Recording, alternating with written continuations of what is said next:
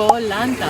Imagine pristine beaches, jungle-covered hills, and the kind of sunsets that make you forget your phone. It's less touristy than Phuket, cheaper than Krabi, and way more chill than you expect. In this video, I'll show you exactly how to get to the island. I'll take you inside an affordable yet stunning 5-star resort, and also share the spice, what we didn't like. The rest of this video is in Romanian, so turn on the subtitles and let's go! Este atât de frumos că îmi vine să plâng. Dar încerc să mă comport natural, de parcă am mai fost prin locuri așa frumoase. Mă relaxez. 40 de kg de bagaje, nici nu înțeleg cum am încăput. Red curry chicken. Așa. Ce mă bucur că ți-e frică de mine, că și mie mi-e frică de tine și nu vreau să ne întâlnim. 1600 de kilometri parcurși în 2 ore. Am văzut pe plajă, nu știam ce este, acea monstruozitate adusă de valuri. Cu rubuci. Miști capa pe încă o dată. Un buchet de porumburi. Cum am mai găsit o stradă cu mâncare plin. Între tot timpul ăsta. La toate zborurile am avut întârziere.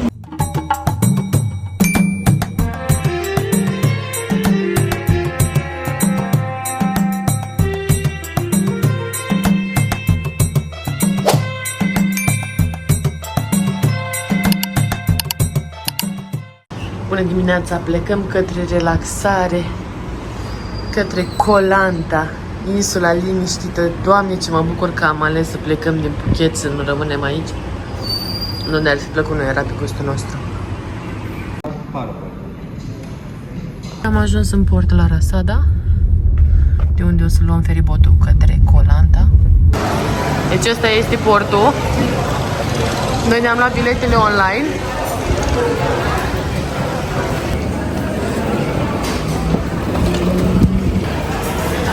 Aici avem noi la 11. Suntem la portul din Phuket, mergem către Koh Lanta, avem rezervarea deja făcută online. O să vă las aici linkul pe care puteți să-l utilizați ca să vă achiziționați bilete la feribot sau la barca cu motor. Noi ne-am luat barcă de viteză pentru că ajungem mult mai repede. De exemplu, un feribot făcea 3-4 ore și barca de viteză o oră jumătate. Prețurile sunt aproape duble, având în vedere distanța care este parcursă foarte repede cu barca cu motor, dar depinde de programul vostru și de ceea ce urmăriți. Eu o să vă las linkul și voi puteți să achiziționați. Am întrebat un localnic de am găsit acest link ca să fie de încredere, să putem să ne punem datele bancare acolo. Pregătit? Noi mergem cu genul ăsta de embarcațiune. Drăguță. Au. Am dat cu capul.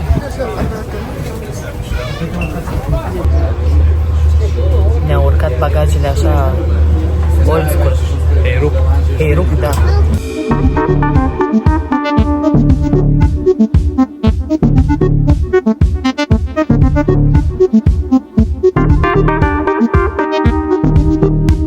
Au stații în Fifi, nu știu cum se pronunță, insula, ca să mai ia și alți oameni. Ce m-am speriat, nu m-am așteptat. Mamă, dar ce dexteritate oamenii ăștia de stau pe bărci, este fantastic. Koh Lanta!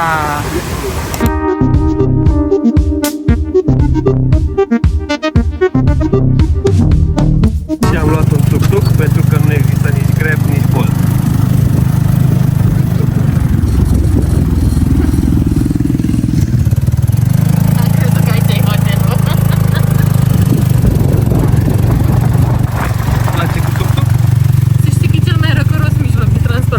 Am avut astăzi, chiar este fresh, refreshing.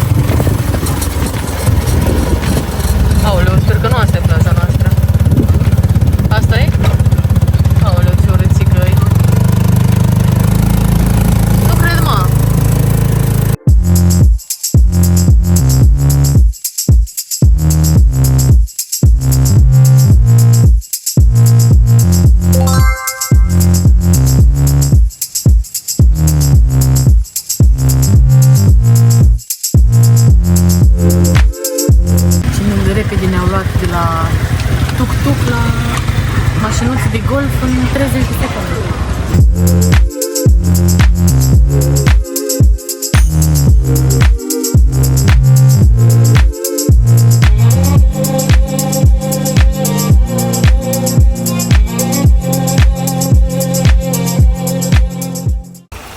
E prima oară când merg în genul ăsta de resort și încerc să nu fac poze la tot ca chinezii aia bătrâni.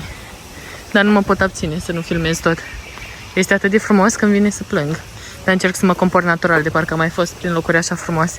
Aici aveți posibilitatea să rezervați excursiile chiar din lobby-ul hotelului și de asemenea puteți să închiriați motocicletă. Varani peste tot. Doamne, la ce resort am rezervat? Am plătit vreo 500 și ceva de lei pe noapte. Da, am rezervat prin Agoda ca să fie mai ieftin. Dacă mergeți pe Booking, o să vedeți că sunt prețurile mult mai mari. Și știu că puteam să rezerv și cazarea cu piscină. Era tot vreo 500 și ceva. Piscină privată mă refer.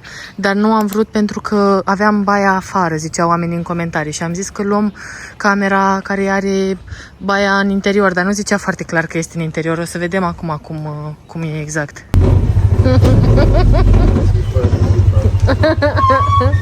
Bungaloul nostru. Prima oară când locuim în genul acesta de resort și în genul acesta de căsuță. Este o zonă privată de terasă pe care o avem doar pentru noi. Deși avem ventilatoare pe aici, avem și aer condiționat. Avem aer condiționat pentru că m-am uitat special să avem. Să nu trebuiască să deschidem geamul în acest mediu prea tropical pentru mine. Aici avem baia. Haideți să vă arăt cum se deschid ușile, este foarte dramatic. Și aici este baia, în interiorul cabanei, după cum puteți vedea. Este foarte rustică. Aici este dușul. Apreciez faptul că sunt peste tot plase de țânțari, peste tot, mă rog, nu doar pentru țânțari, că sunt tot felul de insecte pe aici. Continuăm cu zona de toaletă. Așa.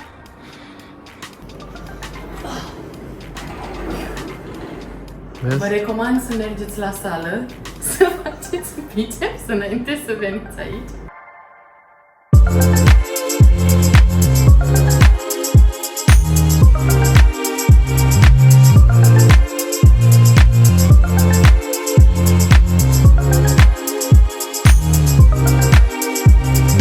Și aici aveți o zonă de cafea, apă, snacks-uri. Mă rog, cafeaua nu este cafea, este mez.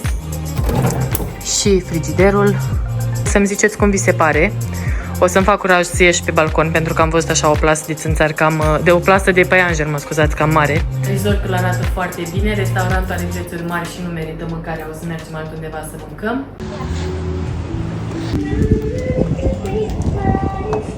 It's okay, thank you very much.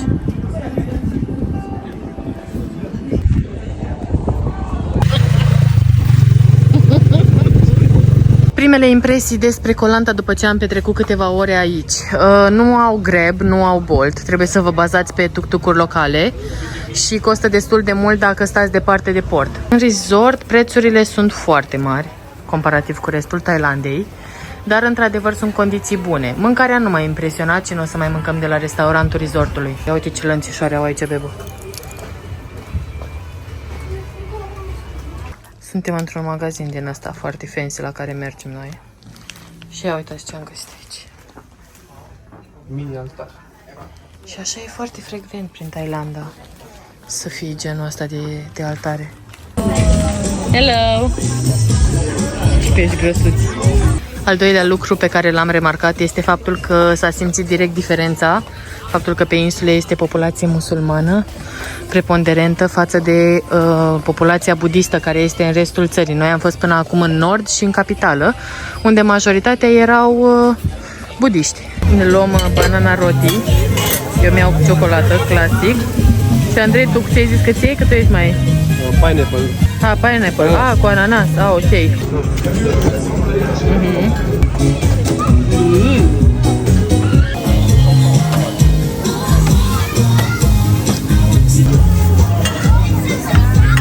Ia-mi de când ți-ai o bucățică. Fantastico. Fiecare bucată e vreo 50 de bani. Merită? 100%, da, e foarte bun. Mult mai ieftin decât în Chiang Rai. Aici cât o costat? 50, nu? 40. 5 lei. 5 lei, da. 5 lei. Miroase mult mai bine aici decât în night market-ul din Chiang Rai. Hello! Deci chiar de când am ajuns pe insula asta, nimic nu miroase urât, din contră. Chiar miroase totul ok și sunt temperaturile optime. Fantastic. Uitați ce prețuri mici sunt la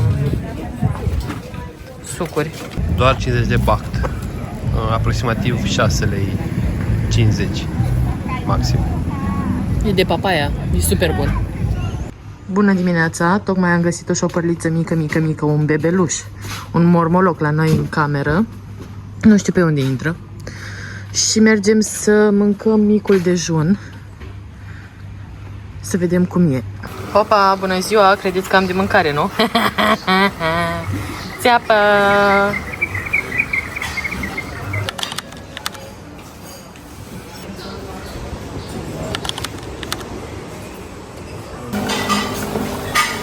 Și avem aici omleta, pad thai. Mi-am luat aici să văd cum este chifla asta cu porc. Și aici sunt niște deserturi thailandeze. Așa, cafeaua și la Andrei acolo mai light, așa. Și am descoperit ce se află în interiorul acestei frunze de palmier. Ia să vedem cum e.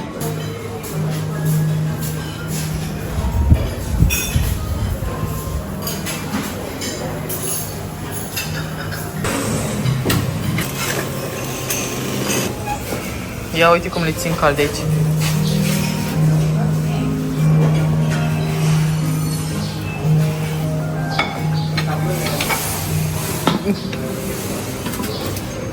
Classic. Red curry chicken. Așa. Ați înțeles, sunt foarte multe feluri de mâncare și îți fac inclusiv omlet.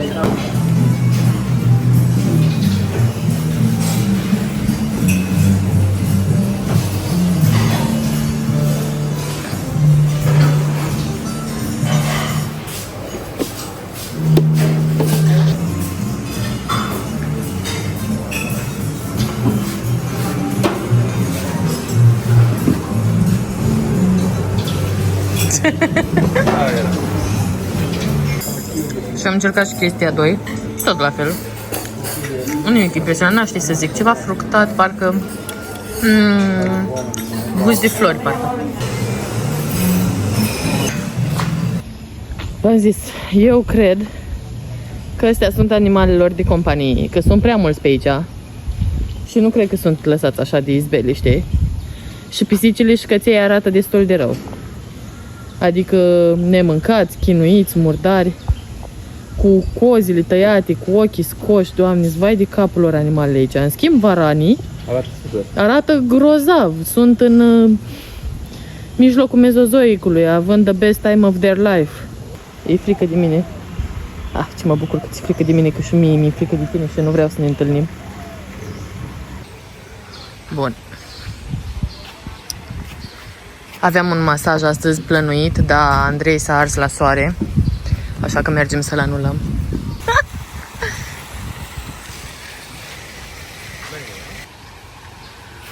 Acolo e zona de lobby. Și aici era zona de masaj unde am fi venit, dar nu mai venim. Voiam să vă dau așa o mică părere, câteva aspecte negative și pozitive pe care le-am găsit la acest resort. Să începem cu cele negative, pentru că acelea sunt cele mai relevante. Plaja din față este plină de meduze, dar nu meduze așa. Am văzut pe plajă, nu știam ce este, acea monstruozitate adusă de valuri și sunt foarte multe mici, vă dați seama câte sunt în apă. Prin urmare, plaja, apa mă refer, este goală, nu este nimeni aproape în apă.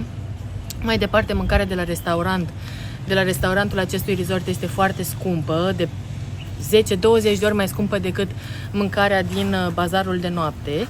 Partea bună este că bazarul de noapte este foarte aproape de acest loc și puteți să mergeți cu un tuk-tuk, 100 de baht costă, 12 lei, cam așa.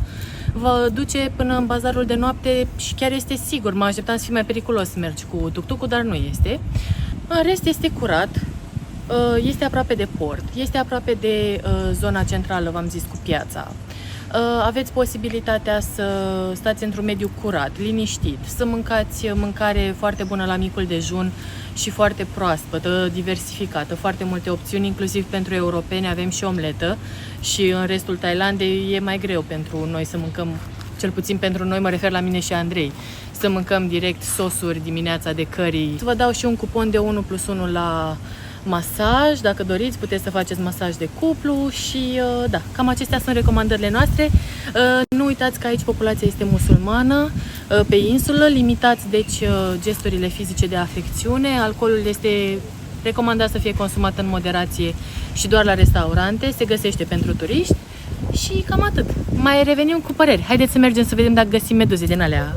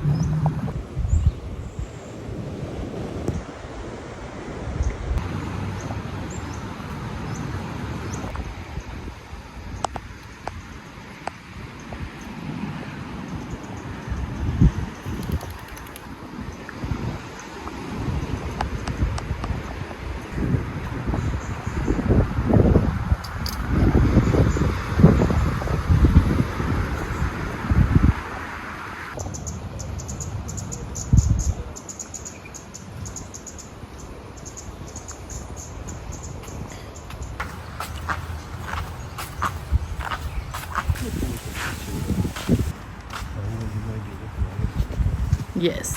Mergem la plimbare pe plajă să vă arătăm cum este plaja lor lungă. Așa se numește, Long Beach, este plaja lor principală, cum ar veni din Koh Lanta.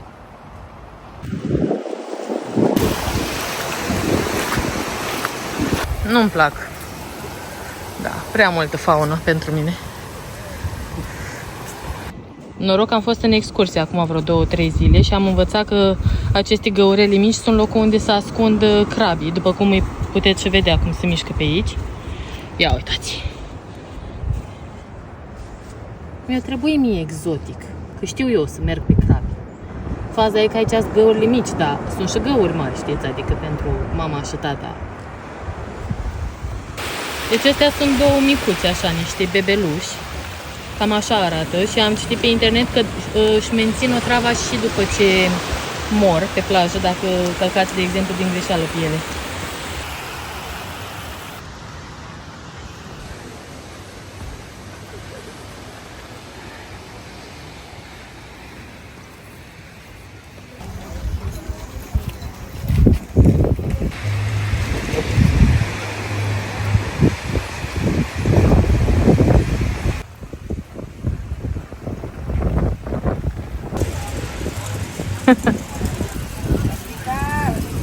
Decorațiunile de Crăciun, vedeți?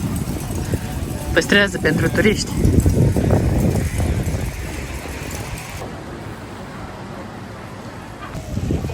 Mai avem 3, nu?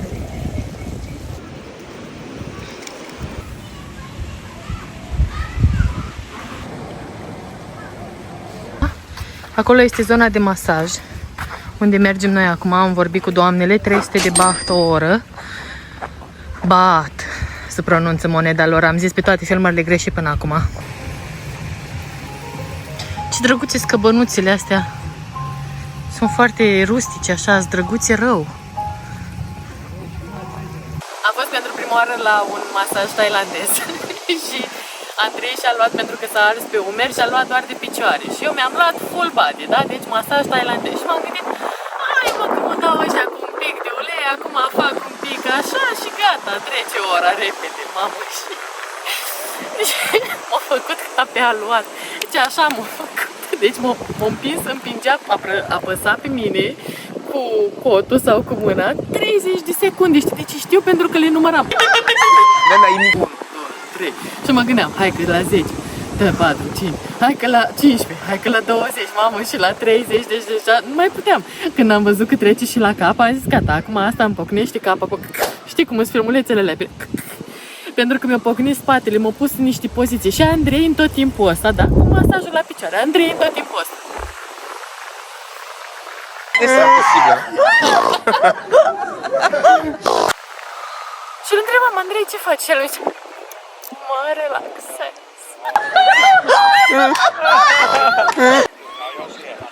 O să vă las aici câteva imagini. A fost foarte tare experiența. O să vă las imaginea cu locul în caz că o să ajungeți și voi în Koh-Lanta să vă faceți masaj aici, că vă dă toate nodurile, toate gâlmele, pleacă din corpul vostru, ajunge corpul din nou neted, ca atunci când v-ați născut. Și foarte ieftin. Foarte ieftin. Jur de 35 de lei, cam așa. Uite că sunt și un pic roșii pe mână. Se vede? Se vede. Se vede, da? Bun.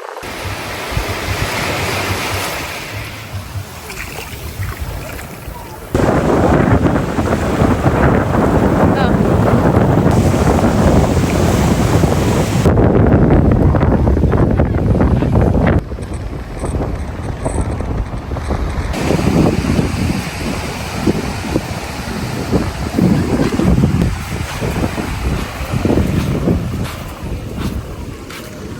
Am vorbit și cu localnicii și am înțeles că în partea respectivă, acolo, total opus față de resortul nostru, nu sunt genul acesta de animale. În schimb, în partea noastră, toată partea aia, mai ales acolo, vedeți mai în spate, este plin de meduze. Noi suntem cum ar veni la mijloc între zona cu multe meduze și zona fără meduze, dar tot nu este confortabil. Adică, acum depinde de fiecare. Eu nu știu dacă sunt alergică, de exemplu, că nu mă începa niciodată și nici nu îmi doresc să merg foarte mult la spital pe aici. Dar mi-a făcut asigurare de sănătate. Chiar vă recomand, dacă mergeți în țări de genul acesta, să vă faceți o asigurare de sănătate. Că totul este diferit față de ceea ce avem noi. Ieri am văzut genul acesta de meduză. V-am arătat o comparație față de aceasta. Aici sunt bunicii crabilor mici. Dar să știți că nu vă fac nimic. Adică ei chiar fug, sunt foarte speriați de oameni. Și puteți să mergeți chiar cu picioarele goale. Că nu ajungeți să-i atingeți la cât de repede se mișcă. A, uite ce mare e aici, da?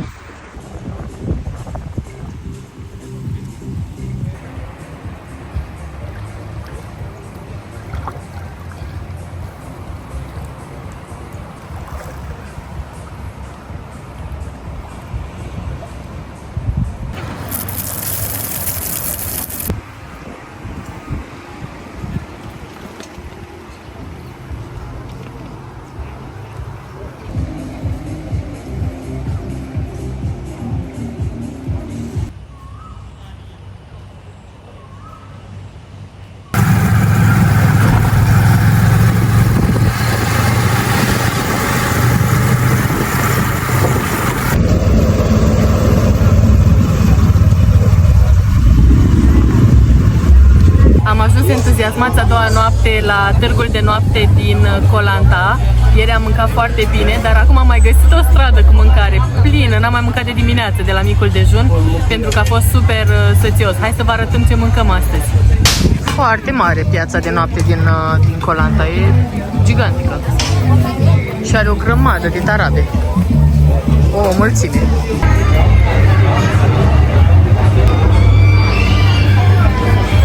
Doamne, sunt așa de fericită că pe insula asta avem kebab. Și uitați ce prețuri bune sunt, vedeți? 15 lei. Prima victimă a zilei, kebabul de pui.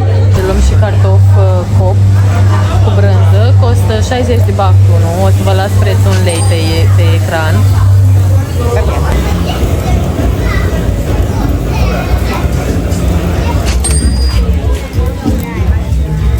Na, poftim, buchet de porumb. Uite ce tare este gândit așa. Poți să-l și mănânci confortabil. Ne-am luat să testăm și mai multe tipuri de mochi.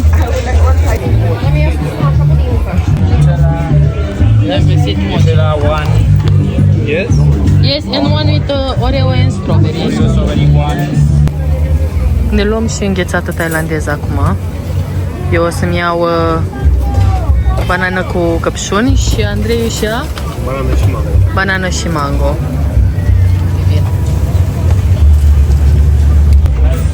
Costă 10 lei una.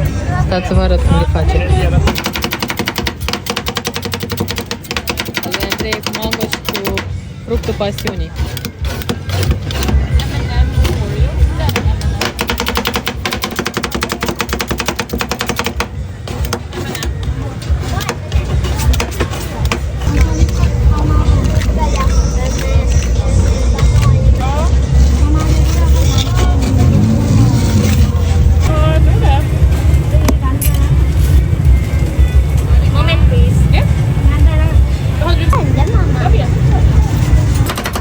Cum e, Bebo? Extraordinar. E cea mai bună înghețată pe care am mâncat-o, da. Da, exact. Are o banană, un fructul pasiunii cu lapte și cu caramel pe deasupra și gata, asta a fost. Eu mi-am luat cu banană și Nutella până la urmă, m-am răzgândit pe parcurs. Deci asta de aici e foarte rece și se face imediat după aia. La mine nu e la fel de sănătoasă, dar mă rog.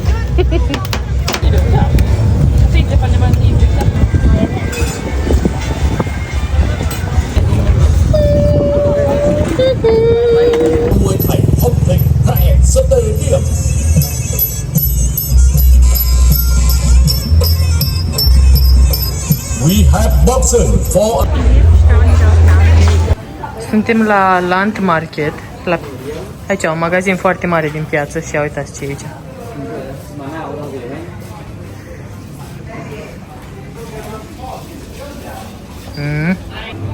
Hai, foarte mare magazinul ăsta, sunt de toate aici, efectiv de toate.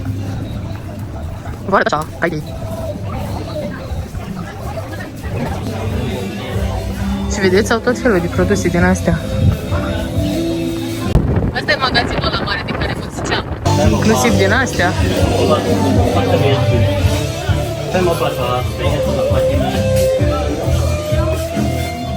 Hai că am găsit aici într-un final produse locale. Deci chiar e super magazinul ăsta. O să vă arăt cum arată din exterior. N-ai zice că e așa de mare. Una singură, că plecăm mâine. Da, e și asta de la Grecie. Bună dimineața! Mergem la micul dejun. N-am avut ligioane în cameră nici noaptea asta. Deși nu pot să zic că mă duc la baie fără să mă uit în toate colțurile și să verific exact cum arată perimetrul. Da, să vedem dacă ne mai întâlnim cu dragoni astăzi.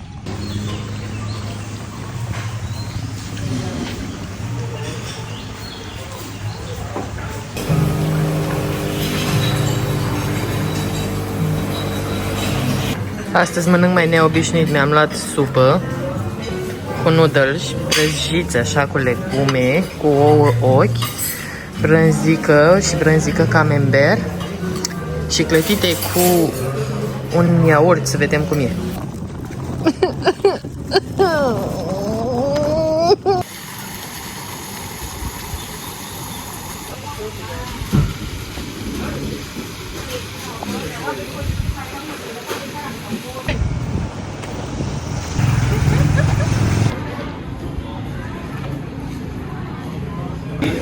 O să plecăm tot cu bundaia acum. Așteptăm să aducă vaporul, cred că e ăla alb cu albastru, îl vedeți? Parcă cu ăla am și venit. Și am descoperit un truc, să stăm mai... A, nu, pleacă, nu... Ba da, bundaia e.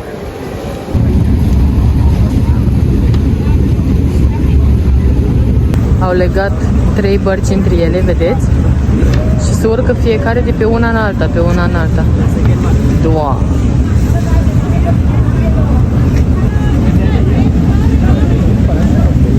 Am ajuns din Koh Lanta la hotelul nostru, care este super aproape de aeroport. Se numește Hotel Phuket Airport și am găsit acest restaurant, mamă, cu pizza, miroase super bine, încă n-am gustat. Urmează să vină și eu al lui Andrei Prosciutto. Localul nu e mare lucru, da? În drumul spre cazare am mai găsit. Am mai găsit ceva drăguț. Deci a costat cam 8 lei frumusețea asta, care ar fi costat 40 de lei la noi în târg. 40 de lei. Și asta mi-am luat eu. Mereu mai bine. N-am zis-o eu, dar s-a zis.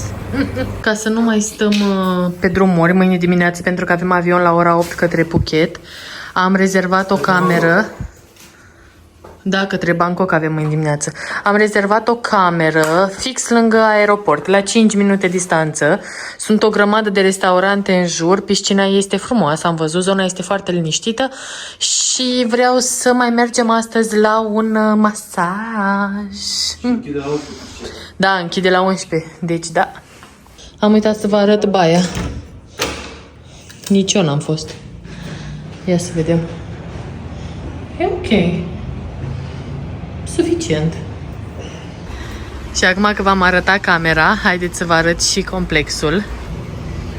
Cea mai tare parte și de ceea ce motivul care m-a convins să și rezerv acest hotel a fost că oferă și transport către aeroport, inclus în preț. Mamă, ce mare ploaie vine! Mamă, ce mare ploaie vine! Aici e piscina.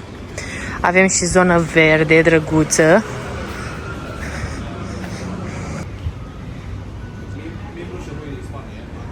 Mâine dimineață plecăm către Bangkok să descoperim restul de temple care mai erau de văzut. Că eu nu plec de aici fără să văd clădirea aia cu dragonul șerpuind. Nu am dormit deloc bine la hotelul ăsta. Să mergem în Bangkok să vedem dragonul ăla. Sănătate! A 11-a zi în Thailanda, mergem din nou către Bangkok. Urmează să avem o cazare tare drăguță pe care am rezervat-o ceva timp înainte ca să avem așa o priveliște frumoasă asupra orașului. Am avut transport gratuit din partea hotelului până la aeroport și am stat la 5 minute distanță cu mașina de aeroport, ceea ce este foarte convenabil dacă aveți așa un zbor de dimineață cum avem noi. Dar nu am dormit deloc bine, deci deloc. Nu mi-a plăcut, m-am trezit de 10 ori, nu aveam geam, am stat numai cu aerul condiționat pornit și mă doare gâtul. Da. În rest, ce să vă zic, cazarea este în regulă. Piscina este ok, mi-au dat cafea, transportul gratuit, v-am zis. Deci sunt o grămadă de avantaje, dar mă rog, astea sunt minusurile. Al treilea zbor cu Air-Asia. Am zburat de 3 ori cu această companie, este exact Ryanair-ul lor. Ideea este că seamănă foarte mult, la fel cu aterizările abrupte ale piloților, cu drumul incomod, cu super aglomerat, super overbooked. Recomand să vă luați mereu bilete cu loc, eu așa fac și la zborurile în țară. Prefer să mai dau banii aceia în plus, dar să știu că am securizat zborul. Și mai departe vă recomand să vă luați marjă de eroare, dacă mai legați cu alt zbor ulterior, să aveți așa un timp, un estimativ, o marjă de eroare de încă 30 de minute, o oră, pentru că la toate zborurile am avut întârziere și am avut, v-am zis, 3 zboruri până acum, una a fost cu escală. Da, este o modalitate mult mai ușoară de a călători prin Thailanda, pentru că distanțele sunt foarte mari. Noi am venit din nordul țării, din Chiang Rai până aici, în Phuket, cu 2 zboruri, deci 1600 de kilometri parcurși în 2 ore. Deci merge bine, rapid, dar ca să știți.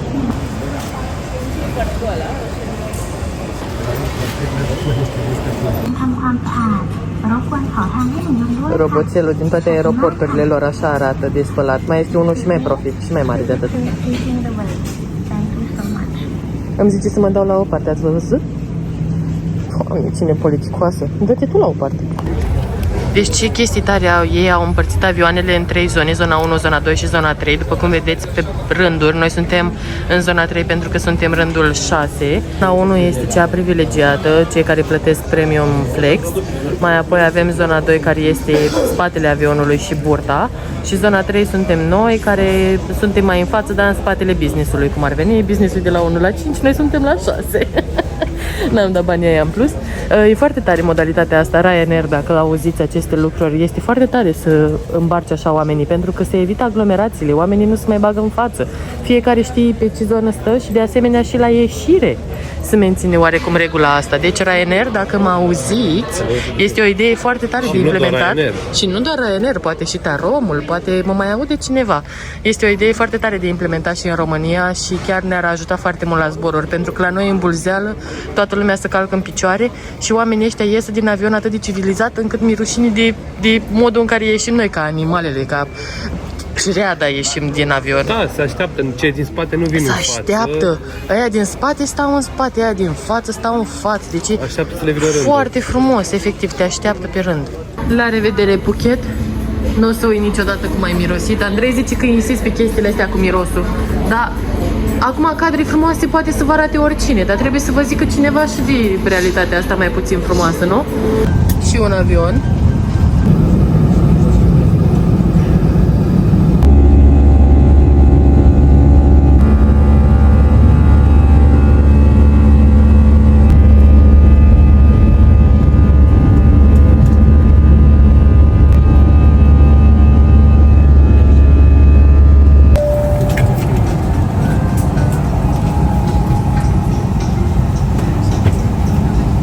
Doamne, ce ciudat. Am ajuns în Bangkok din nou. Zborul acesta a decurs foarte bine, n-am avut nicio întârziere, zero. A fost curat. Mi-a plăcut compania aceasta de zboruri, dacă aveți nevoie de zboruri interne ieftine, pentru că celelalte costau un pic mai mult și vă recomand să le luați în timpul săptămânii, nu în weekend, pentru că era de 3 ori mai mare tariful.